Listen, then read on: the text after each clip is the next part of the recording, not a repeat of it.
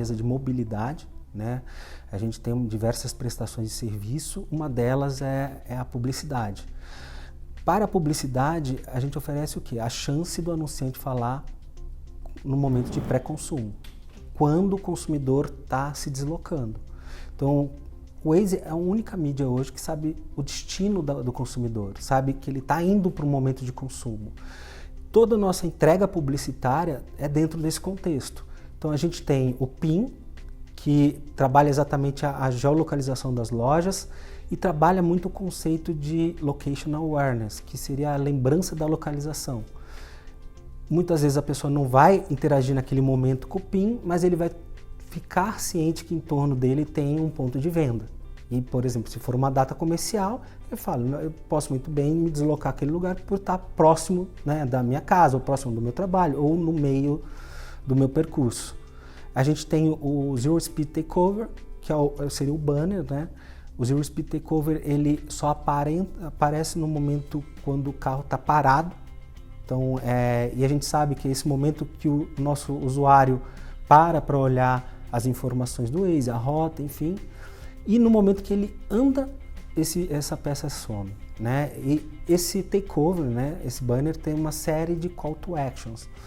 Um deles é Drive There.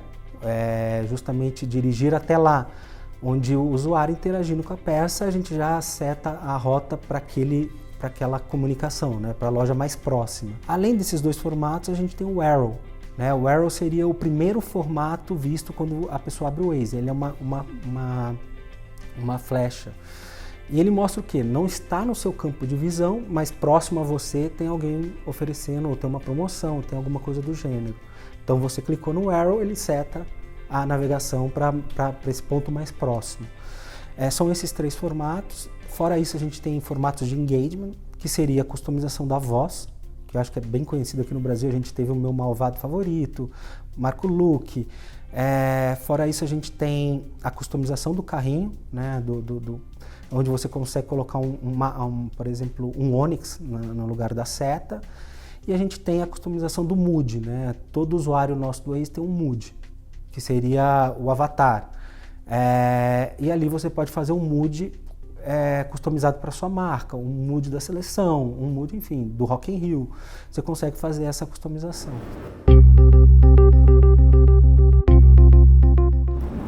A gente tem um pulso do consumidor, né?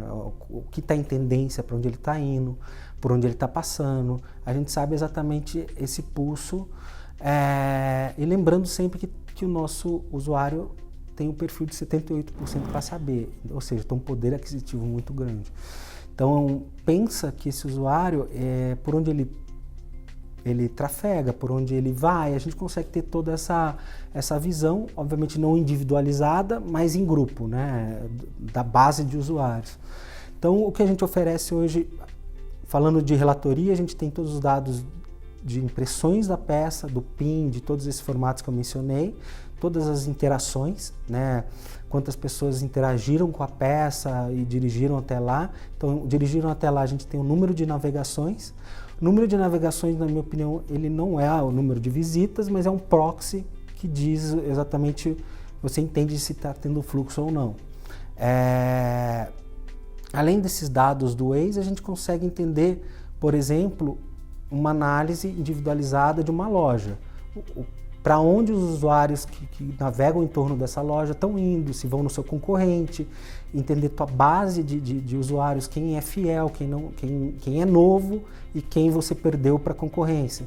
Então a gente consegue ter todo esse entendimento da geolocalização dos estabelecimentos. E isso pode ter uma visão da loja ou uma visão mais macro, né? Entender no geral qual foi o share de navegação para você versus a sua concorrência.